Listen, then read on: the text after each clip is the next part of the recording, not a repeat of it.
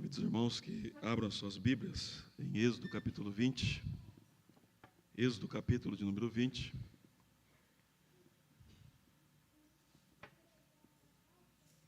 Nós faremos a leitura do verso 1 até o verso 17. Êxodo capítulo 20, do verso 1 ao verso 17.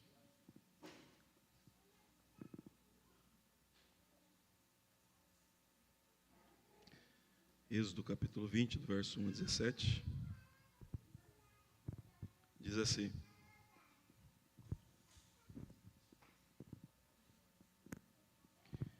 Então Deus falou todas essas palavras: Eu sou o Senhor, seu Deus, que o tirei da terra do Egito, da casa da servidão. Não tenha outros deuses diante de mim.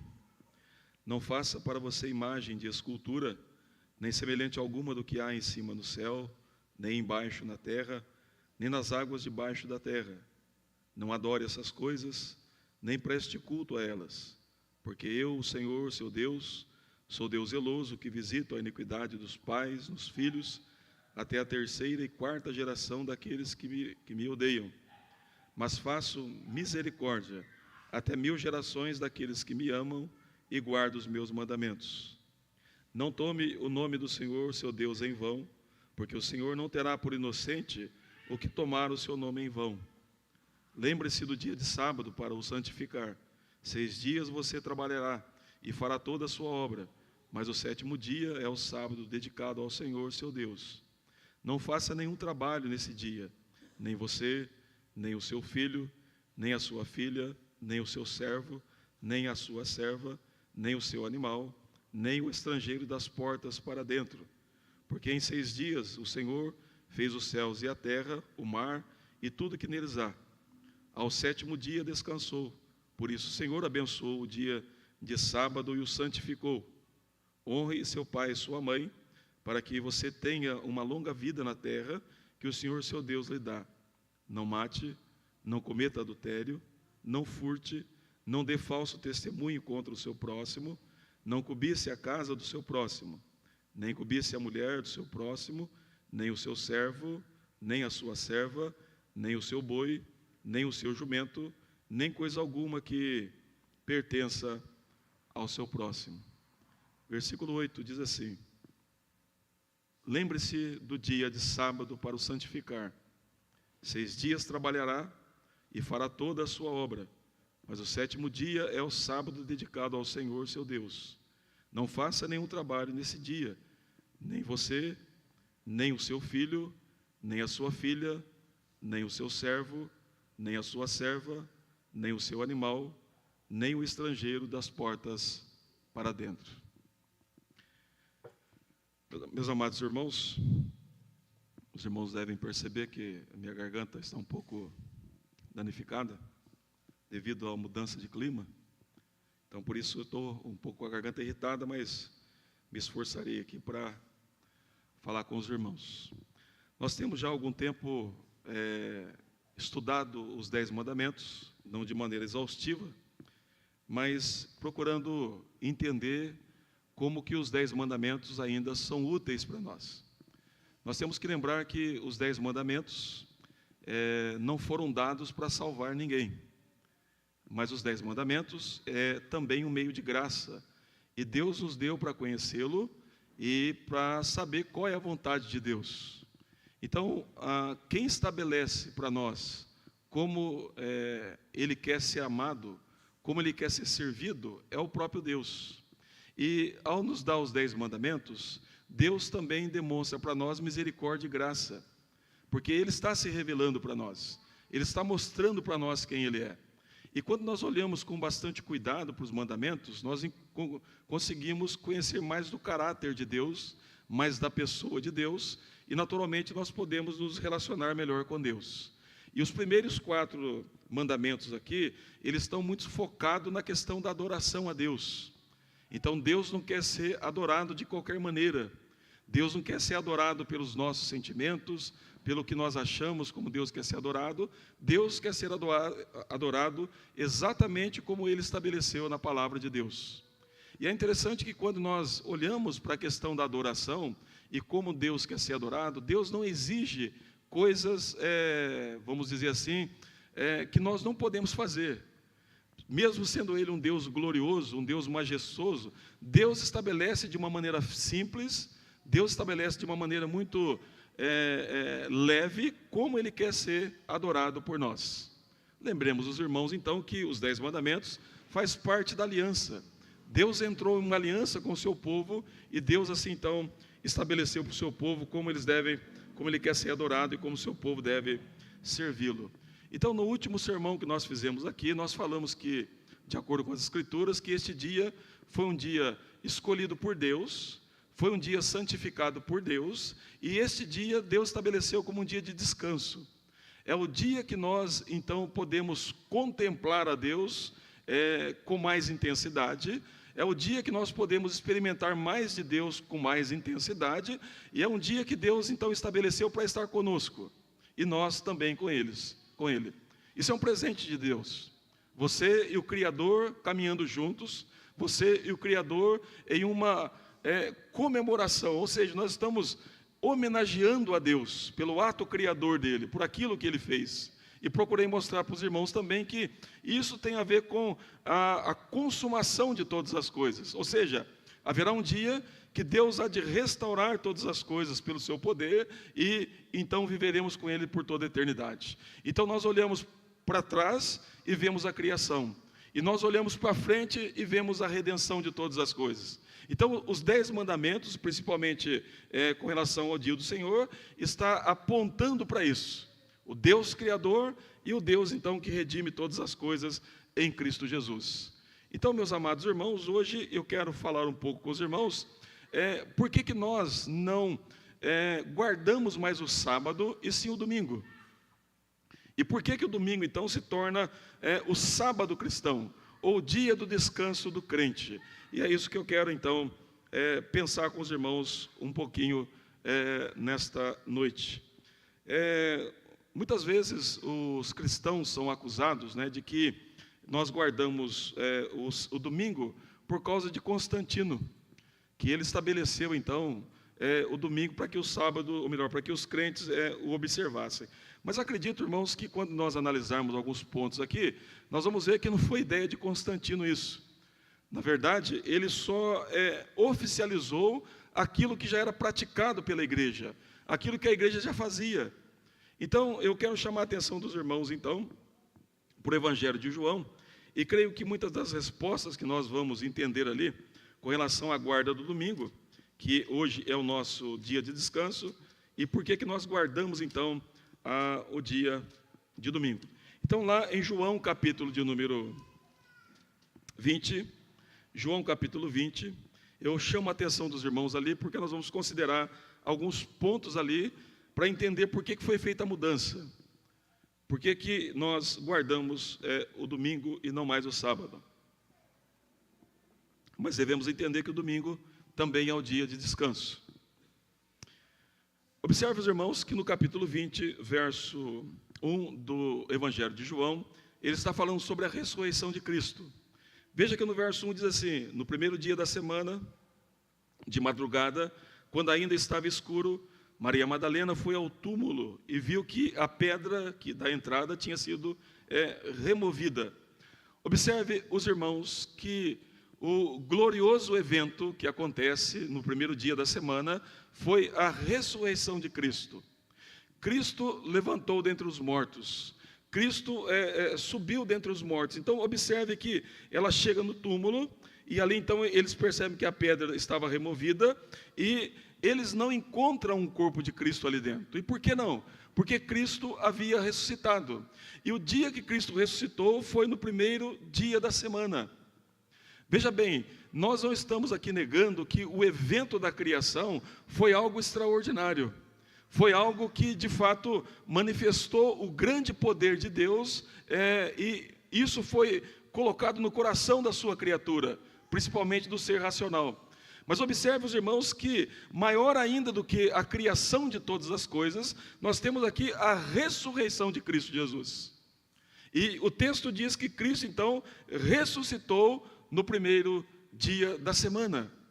Compreendo, os irmãos, que o evento da ressurreição é algo muito importante, porque em Cristo ressuscitar, nós temos a garantia de um novo céu, de uma nova terra. Em Cristo ressuscitando, nós temos a garantia da glorificação. Porque Cristo ressuscitou, nós temos a garantia que nós vamos entrar no descanso de Deus por toda a eternidade. O descanso que Deus separou para Ele. Não que Deus se cansa, porque Ele é o Deus Todo-Poderoso. Isaías diz isso, que Ele não se cansa e não se fadiga. Mas o ponto é que agora em Cristo Jesus, e por meio da ressurreição de Cristo, nós temos a restauração de todas as coisas, e esse grande sábado do Senhor agora faz parte da nossa vida. Então, o ponto é que, primeiramente, Cristo ressuscitou dentre os mortos. Ou seja, o pecado de fato será destruído. Ou seja, a morte será destruída, Satanás será expulso, e um novo céu e uma nova terra está vindo ao nosso encontro por meio da obra do Senhor Jesus, da sua ressurreição. Porque ela foi a declaração visível e histórica de que, de fato, Deus aceitou o sacrifício do Filho. Então, no primeiro dia da semana, o Senhor ressuscitou dentre os mortos.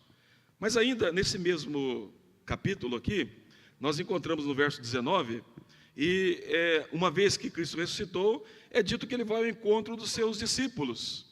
Ele diz aí no verso 19, ao cair da tarde daquele dia, o primeiro da semana, estando trancados as portas da casa onde estavam os discípulos, com medo dos judeus, Jesus veio e se pôs no meio deles, dizendo: que a paz seja com vocês.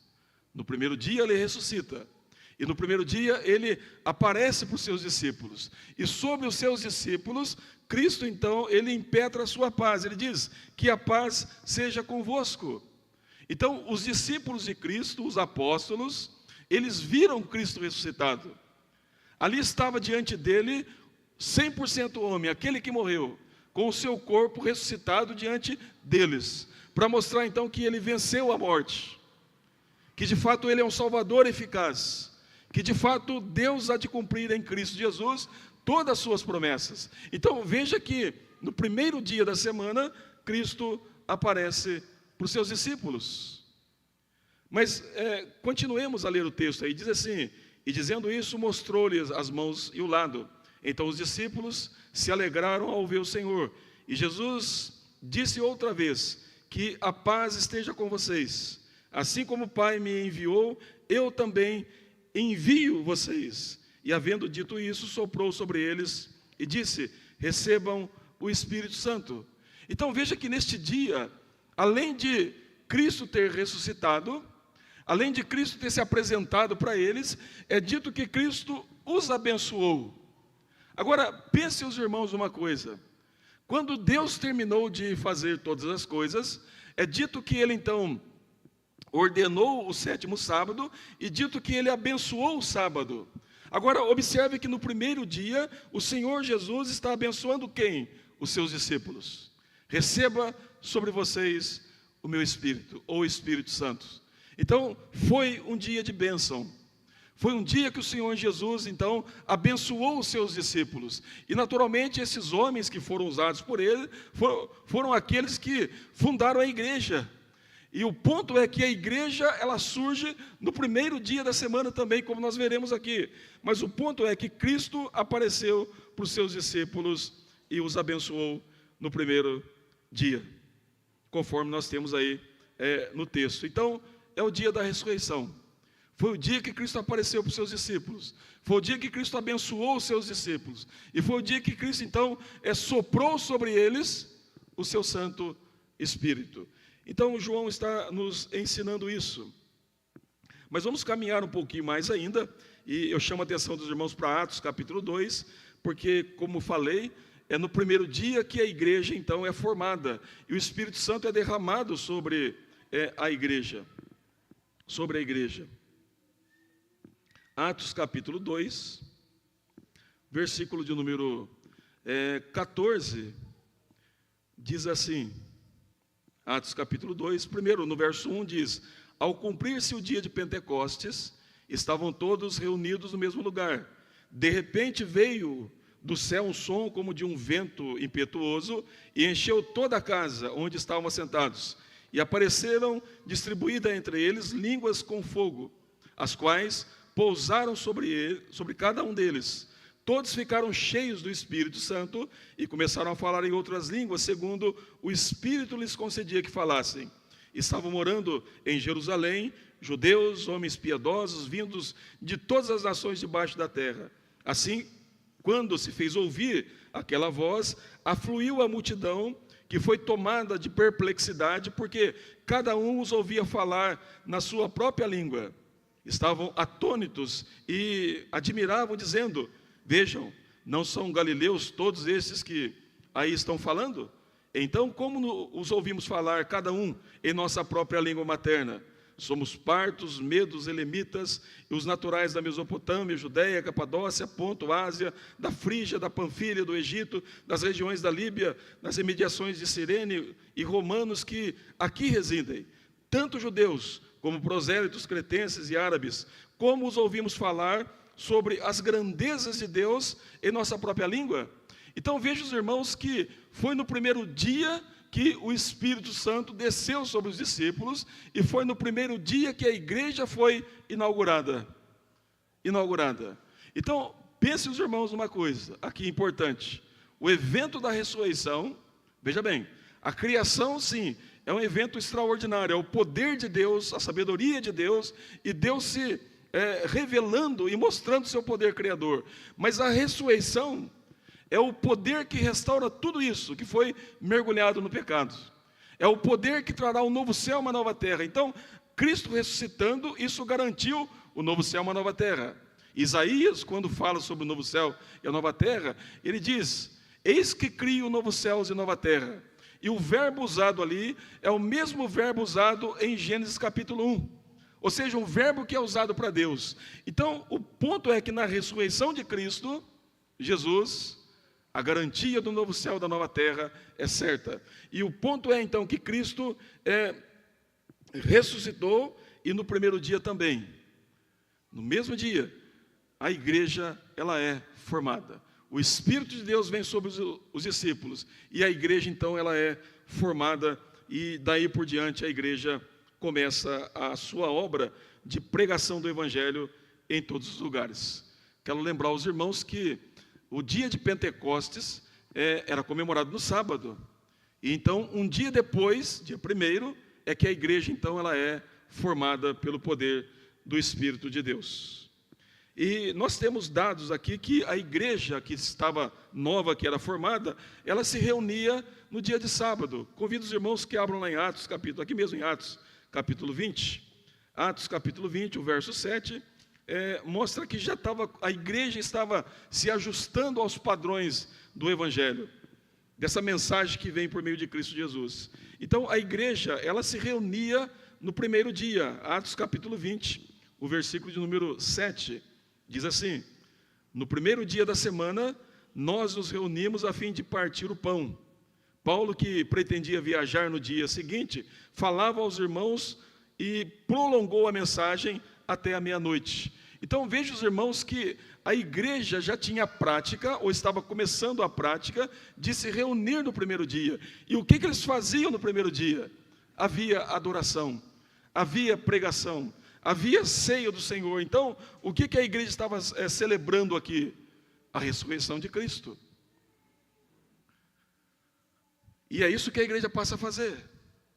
Então, observe, os irmãos, que não é uma invenção de Constantino. O que ele faz é simplesmente só tornar, vamos dizer assim, tornar verdadeiro aquilo que a igreja já fazia. É só oficializar aquilo que a igreja já praticava ao longo do tempo. Então, a igreja se reunia no primeiro dia. O apóstolo Paulo também, quando ele escreve a sua carta aos Coríntios, ele aconselha a igreja que levantasse ofertas no primeiro dia da semana. Lá na primeira carta de Paulo aos Coríntios, capítulo 16, eu convido os irmãos que também abram ali. Primeira carta de Paulo aos Coríntios, capítulo 16, e o versículo 2, observe que Paulo está orientando a igreja que se faça oferta no primeiro dia da semana. Ele diz assim no verso 1 e 2, do capítulo 16 da primeira carta aos Coríntios: quanto à coleta para os santos, façam também vocês como ordenei às igrejas da Galácia. Versículo 2, no primeiro dia da semana, cada um de vocês separe uma quantia conforme a sua prosperidade e vá juntando, para que não seja necessário fazer coleta quando eu for. Então veja que a orientação que Paulo dá, como ele deu para outras igrejas, é que no primeiro dia da semana a igreja fizesse coletas, ofertas, conforme nós encontramos aqui. E essa era a prática da igreja. A igreja estava então deixando, vamos dizer assim, a prática judaica do sábado, estava então agora se adequando àquilo que Deus então estava estabelecendo. Então a igreja começa a reunir-se ao primeiro dia. E lá em Apocalipse, capítulo de número 1, nós encontramos uma outra manifestação de Cristo no primeiro dia da semana. Apocalipse, capítulo de número 1, nós temos ali uma outra manifestação do Senhor Jesus no primeiro dia da semana. Apocalipse, capítulo de número 1. Observe, os irmãos, o versículo de número 10. Apocalipse, capítulo 1. Ele diz assim: achei-me no Espírito no dia do Senhor, e ouvi atrás de mim uma voz forte, como de trombeta, dizendo: escreve no livro o que você vê. Então observe que Cristo aparece para João em Pátimos, ele estava preso em Pátimos, e é dito que ele aparece no dia do Senhor. E o dia do Senhor aqui, a referência, é o primeiro dia da semana. Então, meus amados irmãos, é importante que nós compreendamos isso. A prática da igreja guardar o domingo, veja bem, não foi uma criação política, não foi a criação de um imperador. Na verdade, essa foi uma determinação de Deus. A igreja apostólica, ela começou a entender isso. Ela começou a perceber isso, que o dia de descanso agora seria então no primeiro dia da semana. É porque no primeiro dia da semana é que acontece esse evento glorioso, maior ainda do que a criação. Ou seja, a ressurreição de Cristo Jesus e a nossa garantia. Então, a igreja se une, a igreja se reúne para adorar a Deus neste dia, no dia de domingo, conforme nós temos na tradição da igreja. Mas um outro evento também aconteceu no primeiro dia. Eu chamo a atenção dos irmãos para Lucas, capítulo 24. Lucas, capítulo de número 24, verso de número 50. Lucas, capítulo de número 24, verso de número 50, diz assim: então Jesus os levou para fora até Betânia, e erguendo as mãos, os abençoou. E aconteceu que, enquanto os abençoava, ia se retirando deles, sendo elevado para o céu. Então eles, adorando, voltaram para Jerusalém, cheios de alegria, e estavam sempre no templo, louvando a Deus. O dia da ascensão de Cristo, o dia que Cristo subiu aos céus e se assentou à direita de Deus, foi no primeiro dia da semana. Então a igreja, ela não está cega. A igreja verdadeira, ela não anda às cegas, ela não pratica alguma coisa porque ela viu alguém praticando. Existe um fundamento, existe uma razão para nós fazermos o que nós fazemos. Ou seja, então neste dia, Cristo ressuscitou. Neste dia, Cristo apareceu para os seus discípulos. Nesse dia, Cristo abençoou os seus discípulos. Nesse dia, ou no primeiro dia, foi que o Espírito de Deus vem sobre a igreja. Nesse mesmo dia, é que o Espírito forma a igreja. E lembremos, e é neste dia que Cristo sobe aos céus e se assenta à direita de Deus. À direita de Deus. Como nosso representante, como aquele que intercede por nós, como nosso sumo sacerdote, que abriu as portas dos céus. E por isso que o autor de Hebreus diz que nós podemos entrar direto ao trono da graça, para alcançarmos graça e misericórdia em ocasião oportuna. Então é neste dia que a igreja, ela separa para adoração, ela separa para falar de Deus, para ter mais comunhão com Deus, para ter atos de misericórdia, de bondade. Ou seja, é neste dia que nós descansamos. E é nesse dia também que nós recebemos poder de Deus, que Deus nos dá força, Deus nos dá ânimo, Deus nos dá disposição para começar uma nova semana, quando a igreja observa claramente esses preceitos. Na história da igreja, irmãos, eu já estou aqui concluindo, mas na história da igreja, nós temos alguns nomes que também falaram sobre o domingo. Por exemplo, Inácio de Antioquia disse o seguinte, esse foi discípulo de João, ele disse o seguinte: o dia do Senhor é o príncipe entre os demais dias. Então, essa é a visão que ele tinha do dia do domingo. Na epístola de Barnabé, que foi escrito no século IV, diz o seguinte: guardamos com alegria o 8º dia, dia também em que Jesus ressuscitou da morte.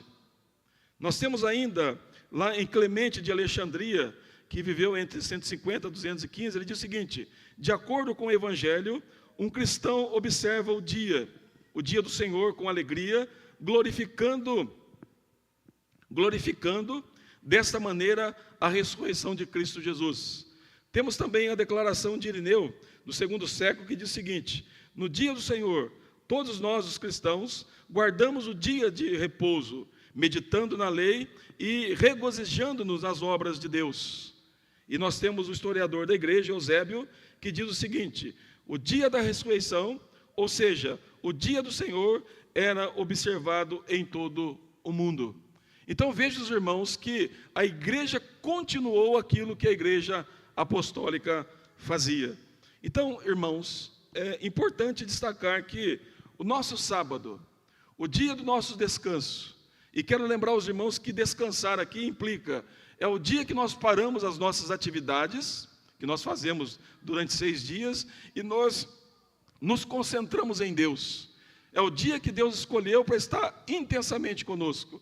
É o dia que Deus abençoou, para que nós sejamos capacitados, fortalecidos, encorajados, para testemunharmos dEle em todo o mundo. É a presença de Deus intensa. É por isso que esse dia deve ser observado com cuidado. É por isso que esse dia deve ser aguardado com alegria. É por isso que esse dia deve ser almejado no coração do crente. E o crente precisa desejar isso, porque é o dia que Deus, em Cristo Jesus, está intensamente conosco. São dias de oração, são dias de comunhão, são dias de falarmos de Deus, de lermos mais a sua palavra, de orarmos mais, de buscarmos mais o Senhor. Eu aqui no último sermão que fiz, eu falei isso para os irmãos: pense em você prepara uma festa, nessa festa você compra dos melhores alimentos, os mais caros possíveis, alimentos saudáveis, e você quer que os seus amigos estejam com você, e você quer que eles regozijem com você, e aí os amigos chegam na sua casa, eles começam a comer dos seus alimentos, mas ao invés de conversar com você, de falar com você, de se confraternizar com você, eles falam de tudo, do trabalho deles, dos problemas deles, das dificuldades deles, das dores deles, da reclamação deles, e não te dá atenção. Pergunto, como você se sentiria? Veja bem, Deus está nos chamando. Ele diz: eu quero abençoar vocês, eu quero energizar vocês, eu quero dar poder a vocês, eu quero que vocês experimentem mais de mim, conheçam mais a mim, me amem mais, como eu amo vocês. Mas você começa a falar outras coisas, você começa a falar de outras pessoas, de outros, mas não de Deus. O dia do Senhor é um presente que Deus nos deu, para nos fazer lembrar que Ele não só é o Criador de todas as coisas, mas Ele também é o restaurador de todas as coisas. É Ele que venceu a morte, é Ele que venceu Satanás, é Ele que nos resgatou dos nossos pecados, é Ele que nos deu uma nova vida, é Ele que nos deu uma viva esperança, e é Ele que nos traz um novo céu e uma nova terra, e devemos viver olhando para lá, para o novo céu e para a nova terra, e isso deve inflamar o nosso coração aqui, é isso que deve fortalecer a nossa vida aqui na terra, porque em Cristo Jesus, Deus nos deu uma viva esperança. E assim como Paulo, e assim como todos os crentes fiéis, nós podemos dizer: combati o bom combate, acabei a carreira, agora estou indo para receber a coroa da justiça. Eu pergunto para você, meu irmão, onde você estará daqui a 100 anos? Eu não estou perguntando para você o que você vai ter daqui a 15 anos. Eu estou perguntando para você o que você terá daqui a 100 anos. O dia do Senhor é o dia que nos faz olhar para esse momento glorioso. Que Deus assim nos abençoe, meus amados irmãos, e que Deus assim nos assista na nossa fraqueza e conceda-nos graça para que possamos contemplá-lo com mais glória nesse dia que Ele separou para nós.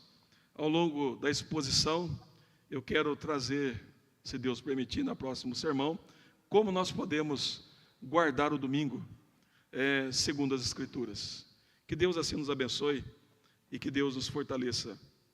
Amém.